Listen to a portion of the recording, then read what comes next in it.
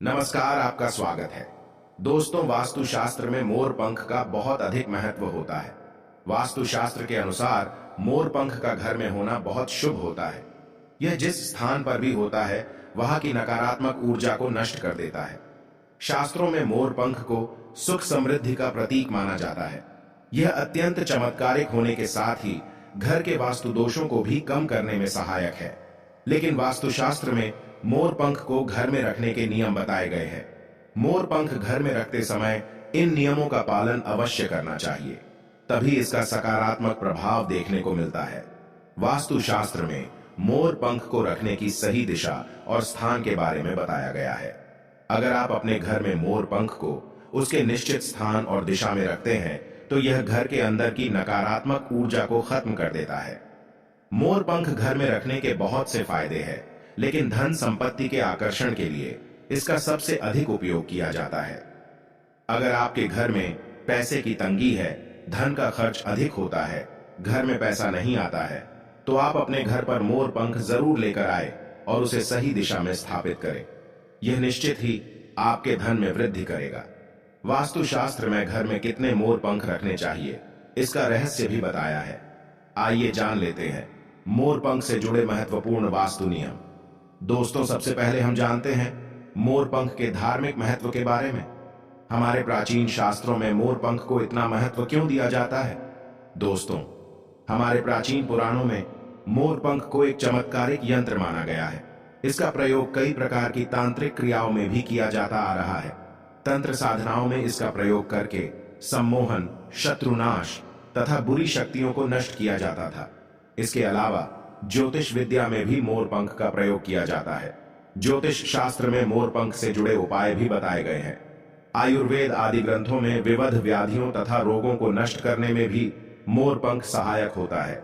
मोर पंख घर से बुरी शक्तियों को दूर तो रखता ही है, साथ सर्प आदि विषैले जानवर मोर पंख के भय से घर में प्रवेश नहीं करते हैं।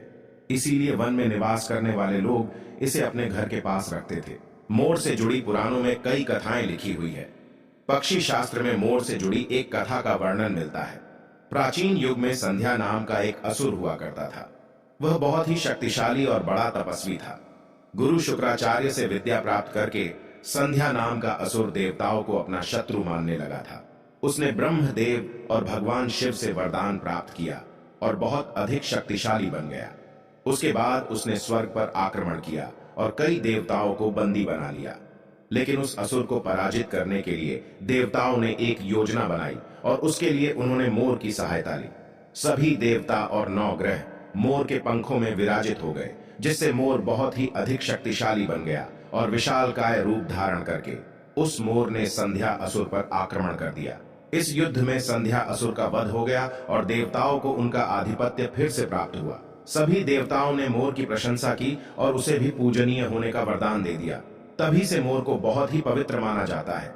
जिस स्थान पर भी मोर पंख होता है वहां पर 9 ग्रहों का अशुभ प्रभाव नहीं पड़ता है।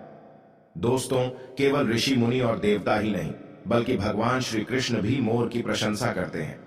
भगवान श्री कृष्ण ने मोर की श्रेष्ठता का वर्णन किया है और उन्होंने मोर के पंख को अपने मुकुट में धारण करके मोर के श्रेष्ठ होने का प्रमाण भी दिया है। मोर पंख के बिना भगवान श्री कृष्ण कहीं पर भी नहीं जाते हैं। श्री कृष्ण कहते हैं, मोर शांति और प्रेम का प्रतीक है, मोर सुख समृद्धि का भी प्रतीक है। मोर का पंख मनुष्य की हर प्रकार की नकारात्मक शक्ति से रक्षा करता है। दोस्तों, मोर को विविध देवी देवताओं के प्रतीक के रूप में पुराणों में दिखाया गया है। मां लक्ष्मी, देवी सरस्वती, भगवान श्री गणेश, भगवान कार्तिकेय जी, ऐसे अनेक देवी देवताओं का संबंध मोर से जोड़कर दिखाया जाता है। मां लक्ष्मी धन संपत्ति ऐश्वर्य प्रदान करने वाली देवी है। मां लक्ष्मी को मोर पंख अत्यंत प्रिय है। मां लक्ष्मी के पास मोर पंख रखने से माता प्रसन्न होती है। माता सरस्वती का वाहन मोर है, इसीलिए विद्यार्थियों को अपने पास मोर पंख अवश्य रखना चाहिए। यदि आप घर में बांसुरी में मोर पंख डालकर अपने घर में रखते हैं तो इससे परिवार में सुख शांति का वातावरण निर्माण होता है। दोस्तों, हमारा घर एक मंदिर की तरह होता है। अगर इसमें रहने वाले सदस्य रोज आपस में झगड़ा करने लगे तो यह मंदिर कम, युद्ध का मैदान अधिक लगने लगता है। घर में क्लेश और झगड़े होने के कई कारण हो सकते हैं, लेकिन सबसे बड़ा कारण होता है घर में नकारात्मक ऊर्जा का प्रवेश करना।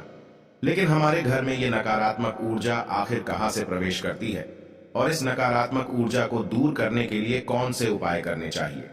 वास्तुशास्त्र के अनुसार प्रत्येक घर में नकारात्मक ऊर्जा फैलाने वाली चीजें मौजूद होती है। इन वस्तुओं के बिना हमारा घर चल नहीं पाता है। इन वस्तुओं को तो हम घर से बाहर नहीं निकाल सकते हैं, लेकिन उस नकारात्मक ऊर्जा को अवश्य बाहर निकाल सकते हैं। इसके लिए हमें मोर पंख का प्रयोग करना चाहिए। आप मोर पंख ले और उसे अपने घर के मुख्य द्वार के पास हवा में जोर जोर से हिलाए। इससे आपके घर के अंदर की नकारात्मक ऊर्जा आपके घर से बाहर चली जाएगी। अगर आप रोज सुबह ऐसा करते हैं तो आपके घर के अंदर की संपूर्ण नकारात्मक ऊर्जा धीरे धीरे समाप्त हो जाएगी और आपके घर में सकारात्मक वातावरण का निर्माण होगा। इसी बात को ध्यान रखते हुए आज हम आपको बताएंगे कि घर में वो कौन सी 3 जगह है जहां पर आपको मोर पंख जरूर रखना चाहिए, और इन जगहों पर अगर आप मोर पंख रख देते हैं तो आपके घर में भी सबसे अधिक सकारात्मक ऊर्जा बनी रहेगी। सबसे पहली बात, घर से नकारात्मक ऊर्जा को दूर करने के लिए अगर घर में नकारात्मक ऊर्जा है और परिवार के सदस्यों की तरक्की में अड़चने निर्माण हो रही है तो आप अपने मुख्य द्वार के ऊपर गणेश जी की प्रतिमा रखें और प्रतिमा की दोनों ओर मोर पंख अवश्य रखें। इससे आपके घर में किसी भी प्रकार की नकारात्मक ऊर्जा प्रवेश नहीं कर पाएगी। यदि आपका मुख्य द्वार वास्तुशास्त्र के नियमों के विरुद्ध है तो आप मुख्य द्वार पर मोर पंख अवश्य रखें। इससे वास्तु दोष समाप्त हो जाएंगे। दूसरी बात, ग्रहों के दुष्प्रभाव से बचने के लिए अगर घर के सदस्यों पर ग्रहों का दुष्प्रभाव है अथवा ग्रहों की स्थिति खराब चल रही है तो मोर पंख ले और उस पर गंगा जल अथवा शुद्ध जल का छिड़काव करें। फिर इसे ऐसे स्थान पर रख दे जहां पर यह किसी को दिखाई न दे। इससे गृह शांत होने में मदद मिलती है। तीसरी बात, बुरी नजर से बचने के लिए अगर घर के किसी सदस्य अथवा बालक को बुरी नजर लगी है या उस पर किसी की बुरी नजर का प्रभाव पड़ा है तो सोते समय उस व्यक्ति के तकिए के नीचे मोर पंख रखे और दूसरे दिन इसे किसी बहते जल में अथवा कुएं में डाल दे। इससे बुरी नजर उतर जाती है। चौथी बात, पढ़ाई में मन नहीं लगता है। अगर घर के विद्यार्थियों का पढ़ाई में मन नहीं लगता है, उनकी याददाश्त कमजोर है, पढ़ाई करते समय बार बार नींद आती है, तो विद्यार्थियों को मां सरस्वती के सामने मोर पंख रखकर दूसरे दिन उस मोर पंख को अपनी किताबों में रखना चाहिए। इससे विद्यार्थियों में एकाग्रता बढ़ेगी और मां सरस्वती की कृपा बनी रहेगी। 5वां उपाय, दुष्ट शत्रुओं से छुटकारा पाने के लिए अगर कोई शत्रु जानबूझकर आपको परेशान कर रहा है और बार बार आपको नुकसान पहुंचाने का प्रयास करता है तो मंगलवार के दिन हनुमान जी की मस्तक का सिंदूर मोर पंख पर लगाए और सुबह के समय बिना नहाए ही इसे बहते हुए जल प्रवाह में अथवा कुएं में डाल दे। इससे शत्रुओं से छुटकारा मिलता है। छठी बात, मन वांछित फल प्राप्ति के लिए अगर मन की कोई इच्छा अधूरी है, कई दिनों तक कोशिश करने के पश्चात भी मन वांछित फल प्राप्त नहीं होता है, कार्यों में बार बार रुकावट आ रही है, तो आप राधा कृष्ण के मंदिर में जाकर भगवान श्री कृष्ण को मोर पंख चढ़ाए अथवा घर में ही श्री कृष्ण की मूर्ति पर मोर पंख लगाए और अपनी इच्छा उनके सामने प्रकट करे।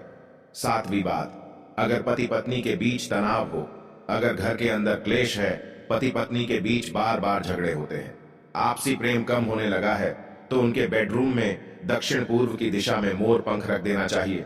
इससे दोनों के बीच में प्रेम बढ़ेगा और आपसी मनमुटाव कम होगा। 8वां उपाय, धन में वृद्धि के लिए अगर धन की कमी है, अचानक धन खर्च हो जाता है, तो घर में तिजोरी अवश्य बनाएं। तिजोरी रखते समय ध्यान रहे तिजोरी को पश्चिम की दीवार पर सटाकर रखे और उसका मुख पूर्व दिशा की ओर हो। इससे देवराज की कृपा दृष्टि बनी रहेगी।